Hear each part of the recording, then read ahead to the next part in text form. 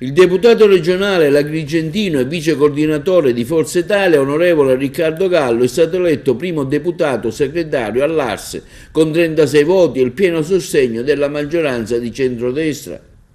Il capogruppo azzurro, onorevole Stefano Pellegrino, si congratula con il collega di partito affermando: siamo certi che Riccardo Gallo darà il suo contributo di esperienza e di capacità per il buon andamento dei lavori d'Aula e nell'interesse della Sicilia.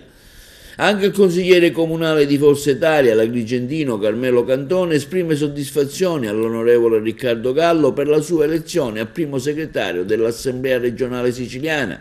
Complimenti, continua Cantone, congratulazioni e buon lavoro all'amico onorevole Riccardo Gallo per la sua elezione a primo segretario d'Aula con 36 voti e il pieno sostegno della maggioranza di centrodestra. Siamo certi che Riccardo, forte della sua esperienza e della sua capacità personali, saprà dare il suo contributo ai lavori d'Aula nell'interesse della Sicilia. E intanto, sempre all'Ars, la maggioranza di centrodestra fallisce il primo banco di prova.